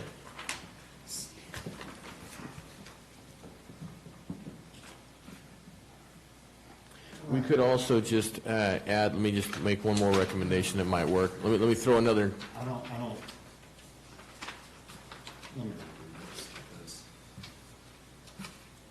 In the sentence where it says it shall provide a copy of the recorded deed of easement and a title report, we could all add to that sentence, or other means necessary to satisfy this requirement, or something similar to that, so that because that what's written here doesn't hit the target as far as what if it is a historic property that has historic agreements that are not on record. We do have those in the county, and by adding some language to that sentence to allow for other means to justify access, that does open it up. It opens it up. It does then put you in a position of maybe having to make those judgment calls as opposed to having it be more clear cut. So just understand that you'd be potentially inserting yourself into disputed ones. I hear you now, because the or, which is the crucial action word here, or, so it gives you options there. And then, which comes to my point, I was going to ask before we finish this all up, and here, I wrote it down here. It's at the beginning of our building code, Doug. It's the one I love to bring up to you all the time. To the discretion of the authority or department head of said that they that if they can find mitigating circumstances. To the discretion's to you, if you can find legally mitigating circumstances. Is that in here at all? Negative. I do always like to leave a little room for discretion, because the world's not perfect, and sometimes you have to work around certain Supervisor issues Stopper, that are unforeseen. Sir, I'm sorry.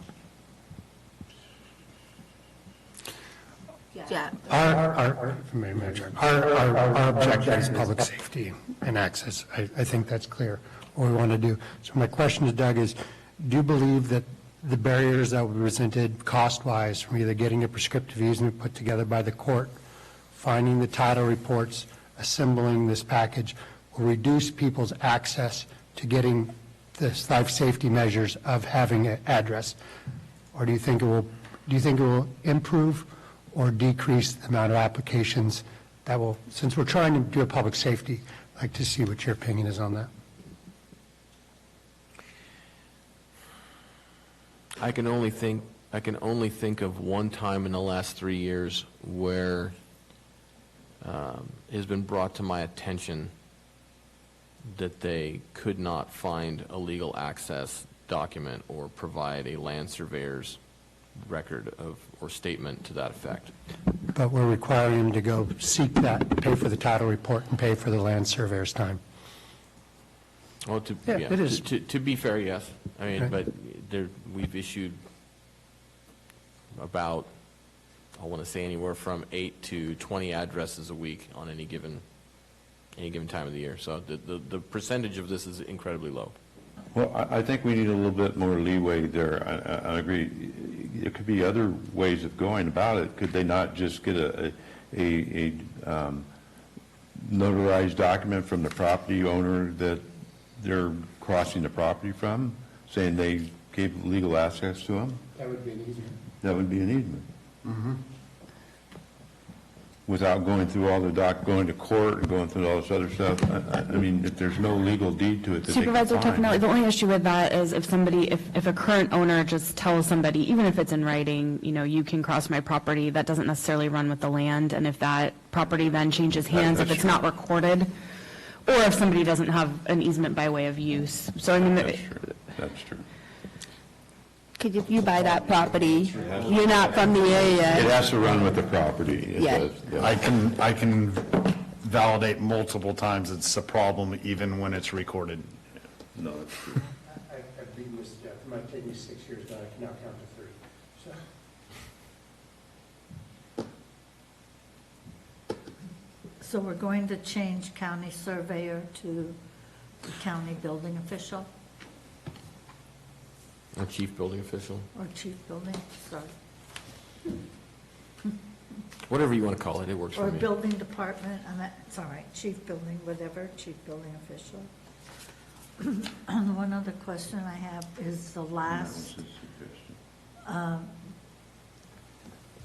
penultimate sentence sounds like the same to me as the one before it, that there is a recorded deed or can be legally, and there's a recorded deed granting legal access, blah, blah, to the road or driveway. Then the applicant shall provide a copy. I mean, is that maybe a little redundant? That's more a list of things you need to do.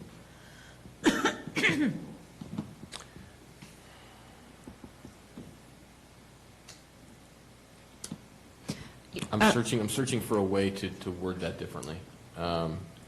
So, the owner must establish to the satisfaction of the chief building official the parcel at issue can be legally accessed. Well, how do they do it? They give you a copy of the recorded deed. Do we need to even do that? Do we even need to say that? We're telling them how to do it.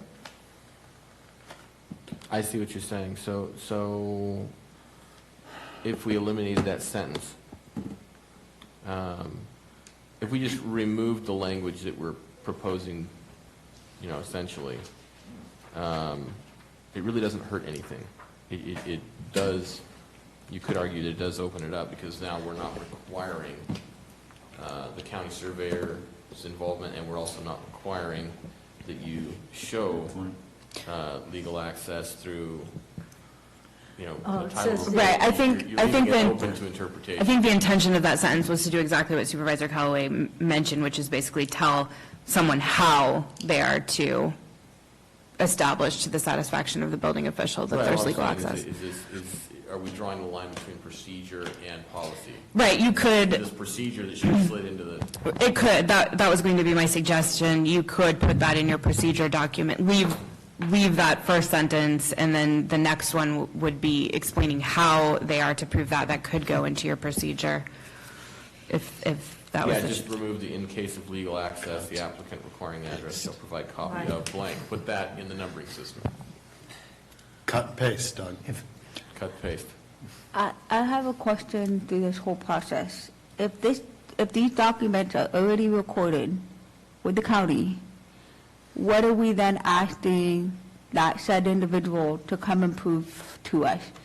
The only thing I can see that being is that the deed was done, but no one ever brought it to the county to be recorded. Or, back to Supervisor Garamendi's point, some of this stuff is so old, it's embedded in a lot of the surveying documents or paperwork from over 50 years ago. So if we're streamlining the process, wouldn't we research our own files and archives before we would ask to go through the same steps for an individual? So, go ahead, I'm sorry, go ahead, Mary. But what that's asking staff to do is we're asking staff to go look. Because you just go to the recorders instead of putting it on the applicant to show the building official that they have legal access. You're then asking staff to go to the recorder's office and do that, and I don't think Yeah, we would Well, to the provide point proof. of we're trying to go electronic, and shouldn't, I mean, So the question is, does the building department have access to all the recorded documents in the recorder's office? that too, yeah. I mean, if we're trying, if we're either, I mean, and it might be a conversation, I'm asking something that's for a different day, but I guess it just, if you can search it, how are we not able to search it internally before we start doing a redundancy? I guess I look at it as, when you apply for something, it's up to you to prove You bear the proof. that you of have it. burden of proof. I understand, I mean, just, you know, if it was easy for the building department to just log on to the recorder's office, and there are thousands of recorded documents to find it. There's also, I see your point, and I would also add that when we're providing a service, we are charging a fee commensurate to the time it takes to provide the service. And if we're the ones going through the recorder's office looking for data rather than the owner, our cost to provide the service would be higher than if we have a system like this where it's greatly reduced and we can pare it down to maybe a half hour to an hour of work and we've got an address for someone. just for the common person, that's just a normal question they would ask. It's Right. internal, so why am I, so now we can have that explanation to a constituent when they ask. In my quest to stay out of everyone's business as much as possible, I rely on the owners to provide the information to me. Otherwise, I dig and people complain. Problem I solved. appreciate Doug's, because he's sincere about this, but he's also got his job to do. And that's, is it- if I might, we took out the county surveyor. My only thing on this would be, we say legally accessed, and then we say granted legal access. I think that if we just said access to public roads, a recorded deed easement granting access, because I think I don't want to be in a position of determining what a legal access, if it's a legal easement, that seems like a court issue. So I would say we shouldn't be making judgments on what's legal. If you have a granted easement to the parcel on public roads, you have a granted easement. If it's legal or illegal, isn't that for our courts to decide? I think the intention here was actually to remove that, trying to make putting Doug or whomever in the call of making that decision as to whether or not it's legal by stating that if it's recorded, good to go. But we don't do that. Well, it does right here. We say that the parcel at issue can be legally accessed. How about, why can't we say can be accessed from public road, or that there's recorded deed easement granting, not legal, but granting access? I just think that we're making, isn't it, I mean, I know the law isn't supposed to be subjective, but I don't really want to be in that position.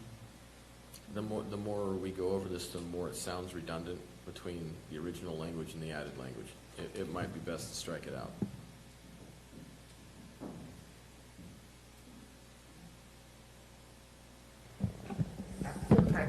I gotta just stop. So Doug asked a question earlier, so going back to Sarah's language, do we want to leave it as we first asked it to be amended, or?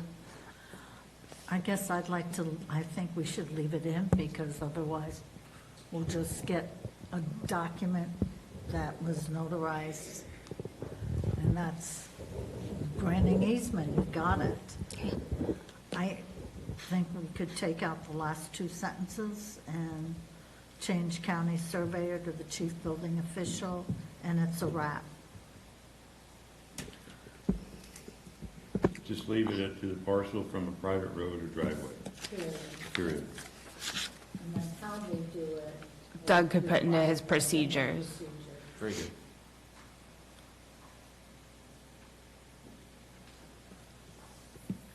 Okay, I make a motion that we accept item B as modified, or accept the, We need public comment. oh, that's right. Al's And been the sitting vote. there patiently, just Yeah. making notes. Are Since we, he's the only one, he's going to require 6 minutes. Are we good? Can I go to public comment? Okay, come on up. Told you, he's bringing his notes. We're so blessed to have a good building official. I've been doing land sales and real estate for about 30 years, handled many parcels. Many parcels that I've handled had prescriptive easements. They did not have deeded easements, though usually this is a title company issue, and they make sure that there's not only a deed to the property recorded, but also a deed to the access easement. So normally there's 2 deeds to a property. But this is really complicated because we're trying to picture a situation where we don't want to be overly restrictive, but we still want to protect the county. And so I would recommend that, I was going to recommend that we drop the last sentence, the county will act in accordance with any valid issued court order. That would imply that maybe there's court orders that are not valid. But hindsight tells maybe we ought to also drop the red changes and leave it as simple as possible. There's an old saying that the KISS, K-I-S-S, that means keep it simple, sweetheart. And that would be more KISS. Thank you. Thank you. Can I have his other 4 minutes? Yes. Thank you all. Marita, you like I'd that? like You and to- Al agree, sounds like. dropping Yeah, the I last 2 know. sentences. Mr. Segala, you and I agree. I can't believe it. It's probably the 4th time in 25 years. Thank you. I'd like to introduce and waive first reading of the ordinance as modified. We will change county surveyor to the chief building official and drop the last 2 sentences of 810-120B. Okay, there's a motion. There's a motion, is there a second? I'll second it. Okay, there's a second. All those in favor, say aye. Aye. All those opposed? Nay. So 4-1, is that what I heard? 4, 1.5, 3, 1.5. With 3 and 2, I'm on the fence. Oh, there's one other thing I want to bring up about what I brought up earlier, but I'll be in there for now. I'm in. Okay, so that's a 3-2. If you want to amend it, you can do that, if you want to amend the ordinance. Well, Oh, hold on, Mike. Can we vote? Yeah, you voted. Well, you could offer up an amendment, can he? Sarah, we're going to go to county council. Sarah, what can we do? Does he have an amendment he wants to make? What is One of the us have to amendment? rescind our vote. Yeah, I What mean, is it that you want, Ben?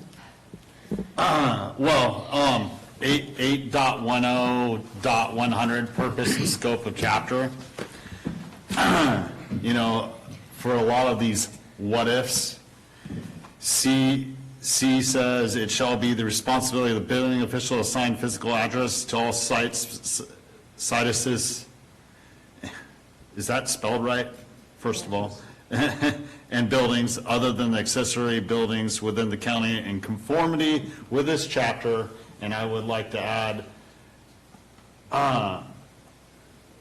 also to something to the sense, the discretion, within conforming this chapter, with the discretion of the official under mitigating circumstances, something to that effect, if there's anything that's,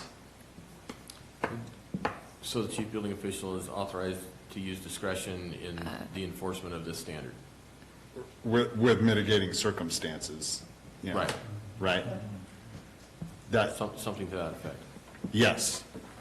But isn't that true on an operation basis anyway? It doesn't say it specifically here, but, you know, you did take your vote, no one's rescinded their vote yet, so. We can call for another motion. Julie, would we have any issues there with respect to this just being a ministerial approval? I think that I think it does make it, I think there are some issues with it being too discretionary. It could be. I think it's safer to just leave it as is.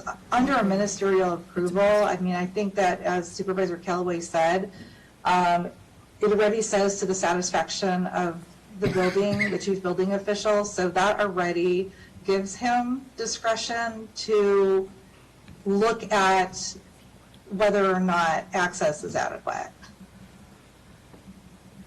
I got it. I think I got a way around this. Well, we aren't necessarily there to changing it yet, so I hear what Julie has to say, but isn't issuing a building permit a ministerial process as it is? And the state goes ahead and puts that at the beginning of the state code. I mean, it's up to you guys. I mean, I mean, from just, there are some other legal issues that the more we make it clear what the standard is, the easier it is legally to say that it's a ministerial ordinance. Right.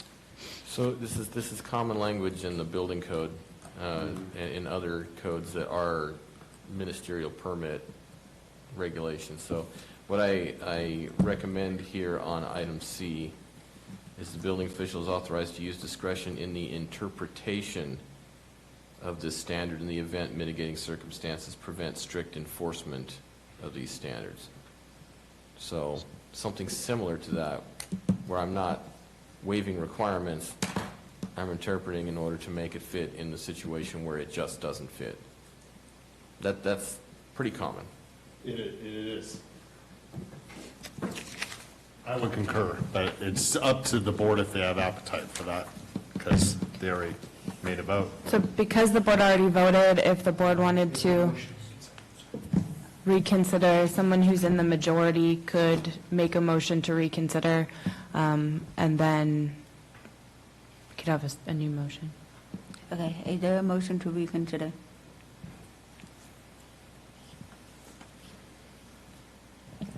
I will make a motion to reconsider previous vote on this issue. Is there a second? Does the second have to be part of the majority? It would probably be safer, but just so we're clear on what the new motion is the changes to approve the item with the edits suggested by Supervisor Callaway, and now also the additional language that Mr. Oliver just drafted into 8.10.100C. C. That's, yes. I'll second that. Thank you, Ms. Callaway. We got a motion, we got a second. All those in favor? Aye. All those opposed? Yeah. 4-1. That was a close one. That was a motion to reconsider, now we have to reconsider. Now, Right. Sarah, Sarah, now we need to do the motion. Yes, okay. The same. Did you catch all that, Stacy? Yes. Okay. So that was the motion to reconsider the item. It passed. So now We'll redo it again. Yes. there would be, so now it would entertain a new motion. To introduce and waive the first reading of this ordinance with the changes on 810-120B, taking out county chief, surveyor to substituting the chief building official, and taking out the last two sentences of B, and then moving to, I just took it offline. Mr. Stopper, could you, oh, here it is. Under C, what was of it? 8.10.100. 100, adding the sentence, Mr. Stopper, could you repeat the sentence you want? I can't read it from here as Doug wrote Yeah, it. the Please, sir. sentence, the building official is authorized to use discretion in the interpretation of the standard in the event that mitigating circumstances prevent the strict enforcement of these standards. Oh, that's better than, yes, thank you. That's part of the motion. Okay, we got a motion. Is there a second? Second. Okay, we got a second. All those in favor? Aye. All those opposed? Nay. We got a 4-1. Okay, I want to now go back to.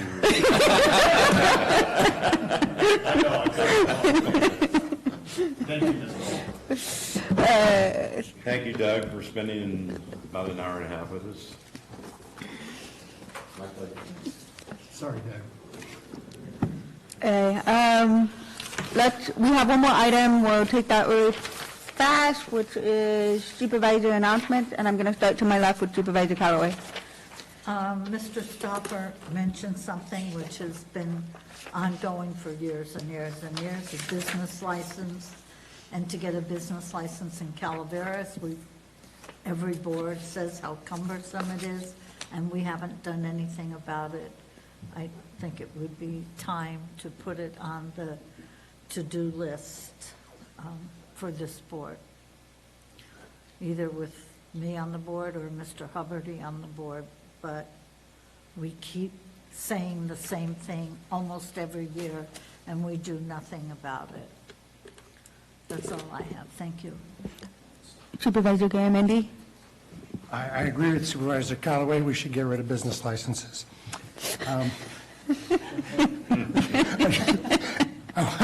The record show that wasn't quite what I said, but we did talk about streamlining, making things easier, and that's it. We'll reconsider. Lumberjack Day, Saturday, up in West Point. Please come if you can. And next weekend will be, next Friday will be the UMRA annual luncheon, which I think we're all invited to. So if you can make it, it's always a nice day. And nothing else to report, Madam Chair. Okay. Vice Chair Toffenari. The only thing I had to report is the melodrama in Valley Springs at the Vets Hall this Friday and Saturday. Please try and attend. Supervisor Stopper? I agree with Ms. Callaway. That's one. She's already got your fine for CSAC, haven't she? I have nothing to report out at this time. And with that, we will convene for the day. Thank you, everybody. Have a good one.